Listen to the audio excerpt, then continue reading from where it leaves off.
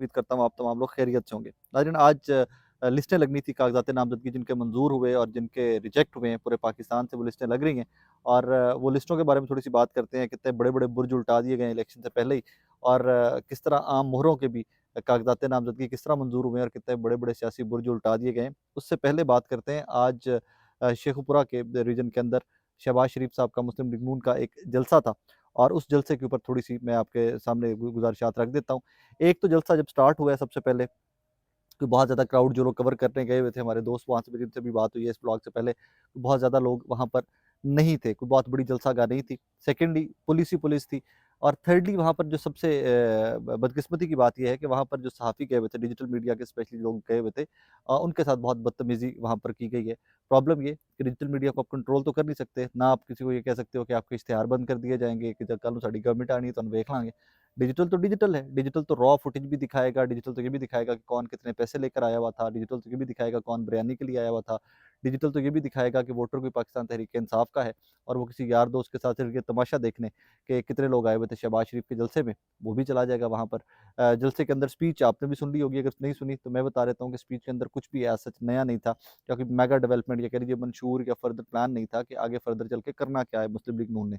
बस ठीक है जी, शहबाज शरीफ साहब गए हैं, जलसा किया है और वहाँ से वापस निकल गए। लेकिन इट्स वेरी अनफॉर्चुनेट कि आगा हैदर हैं, एक डिजिटल मीडिया के सहाफ़ी हैं, उनके साथ वहाँ पर बदतमीज़ी की गई है और उनके ऊपर कुर्सी फेंकी गई है, यहाँ तक कि उनको तशद्दुद का निशाना बनाया गया और उसके बाद कुर्सी फेंकी गई उनके ऊपर। फर्दर किसी ने पूछा है तो गंदी गालियाँ, बहुत गलीज़ गालियाँ भी वहाँ मुस्लिम लीग नून का वोटर जो है वो हैदर को दे रहा है और बीच में कोई एक-दूसरे को पूछ रहा है कि जनाब क्या हुआ है, क्यों लड़ाई हुई है? तो एक साहब बीच में गंदी गाली देकर कह रहे हैं कि कहंदा इमरान खान नूं वोट दियो।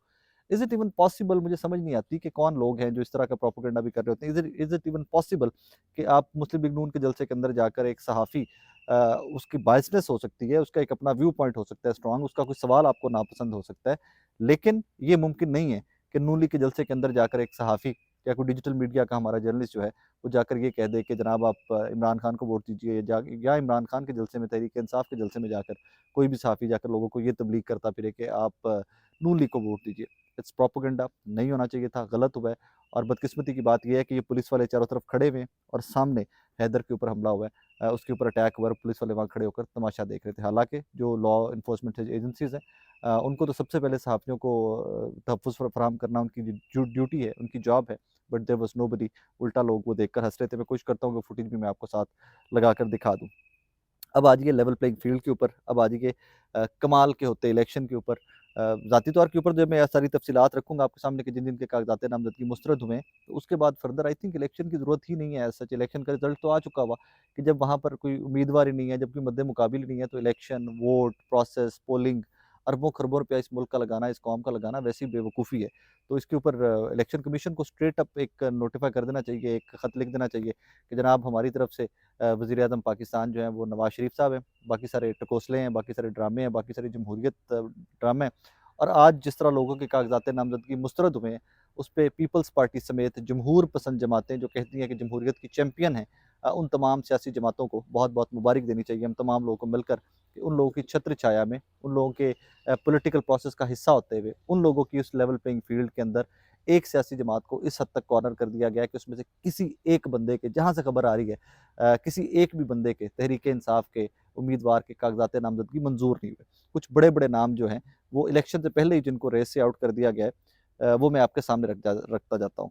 इमरान खान साहब लाहौर और मियांवाली दोनों हलके जहाँ से उनके नॉमिनेशन पेपर्स फाइल किए गए थे, एक्सेप्ट किए गए थे, आज लिस्टें लगी हैं 5 बजे के करीब, तो उनके नॉमिनेशन पेपर दोनों हलकों से मुस्तरद कर दिए गए। शाह महमूद कुरैशी साहब, ज़ैन कुरैशी साहब, थरपारकर नॉमिनेशन पेपर्स मुस्तरद कर दिए गए। अली मोहम्मद खान साहब, एक बैलेंस्ड आवाज़ के एक बड़ी जमहूर पसंद आवाज़, मर्दान से अली मोहम्मद खान साहब के कागज़ात नामज़दगी मुस्तरद कर दिए गए। शहरयार अफरीदी साहब, एक लंबी स्ट्रगल जमहूरियत के लिए, सियासी जमात के लिए अपनी और उनकी एफ़िलिएशन की जो स्ट्रगल है, वो तारीख़ में याद रखी जाएगी। शहरयार अफरीदी साहब कोहाट से उनके कागज़ात नामज़दगी मुस्तरद कर दिए गए। मुराद सईद साहब 2 हलकों से, कल ही मैंने आपको बता दिया था कि 2 हलकों से इलेक्शन लड़ रहे थे, दोनों से उनके कागज़ात नामज़दगी मुस्तरद कर दिए गए। साहिबजादा सिबगतुल्लाह मालाकंड से कागज़ात नामज़दगी मुस्तरद कर दिए गए। सलीमुर रहमान सवात से कागज़ात नामज़दगी मुस्तरद कर दिए गए। आज़म सवाती साहब बुज़ुर्ग सियासतदान और मानसहरा से इन्होंने नवाज़ शरीफ साहब के सामने ये चैलेंज कबूल किया था कि ये नवाज़ शरीफ साहब के सामने इलेक्शन लड़ेंगे और इनके कागज़ात नामज़दगी मुस्तरद कर दिए गए। कासिम सूरी साहब साबिका deputy speaker national assembly Quetta से इलेक्शन लड़ रहे थे, उनके कागजात नामजदगी मुस्तरद कर दिए गए हैं।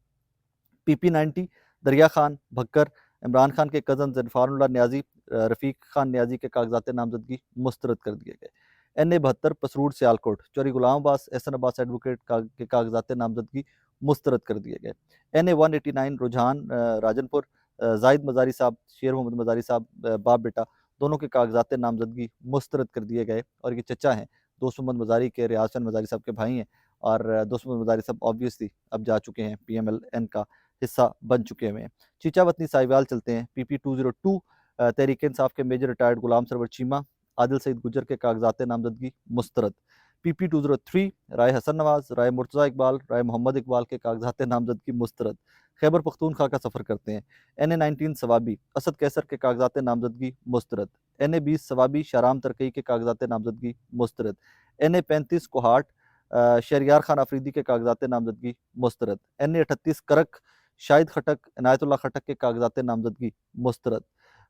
NA79 कामों की गुजरावाला तहरीक इंसाफ के ज़फ़र चीमा सुहेल ज़फ़र चीमा रिजवान ज़फ़र चीमा अली वकील खान राना साजिद अली शौकत अक्सा राना निबा एजाज राना माजिद अली शौकत के कागजात नामजदगी मुस्तरद।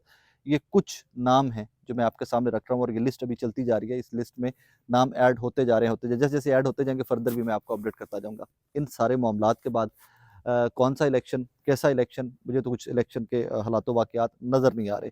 NA69 बड़ी खबर मंडी बहाउद्दीन चौधरी परवेज़ लाई मोनस लाई कैसरा लाई के कागजात नामजदगी मुस्तरद।